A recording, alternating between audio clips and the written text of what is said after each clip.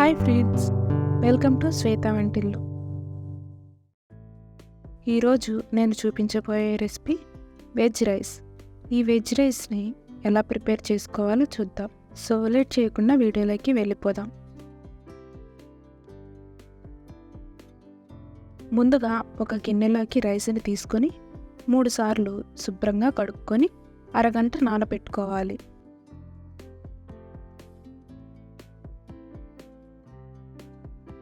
ఇప్పుడు స్టవ్ వెలిగించి ప్యాన్ పెట్టి 2 టేబుల్ స్పూన్ నెయ్యి,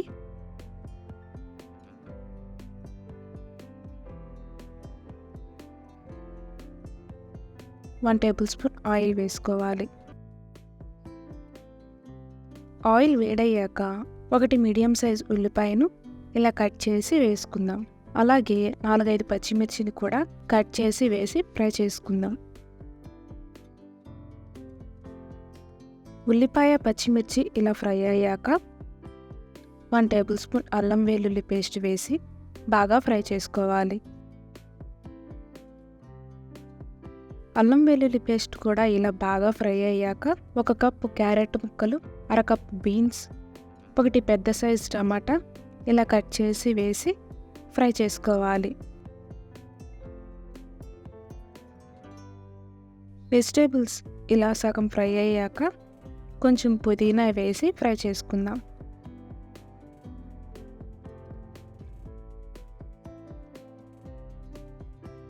ఇప్పుడు 1.5 టేబుల్ స్పూన్ సాల్ట్ వేసి కలుపుకుందాం. సాల్ట్ వేయడం వల్ల వెజిటేబుల్స్ త్వరగా మగ్గుతాయి.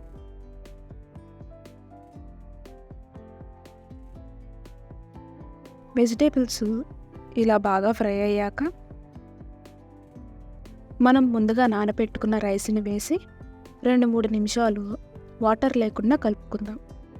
నేను ఇక్కడ బాస్మతి రైస్ని తీసుకున్నాను. మీరు కావాలంటే నార్మల్ రైస్ని అయినా తీసుకోవచ్చు. ఇప్పుడు వాటర్ని యాడ్ చేసుకుందాం. 1 గ్లాస్ రైస్కి 1.5 గ్లాస్ వాటర్ని తీసుకోవాలి. నేను ఇక్కడ 2 గ్లాసుల వరకు రైస్ని తీసుకున్నాను.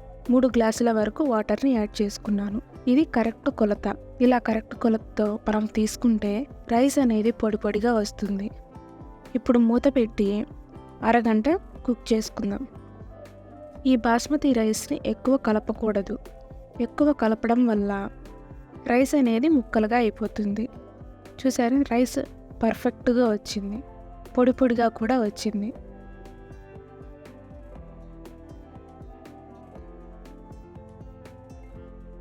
ఇప్పుడు ఒక ప్లేట్లోకి తీసుకొని కలియాతో సర్వ్ చేసుకుంటే ఎంతో టేస్టీగా ఉండే వెజ్ రైస్ రెడీ.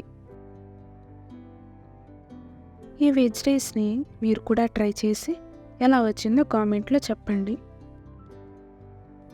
ఈ వీడియో మీకు నచ్చినట్టయితే లైక్ చేసి, షేర్ చేసి, సబ్స్క్రైబ్ చేయండి.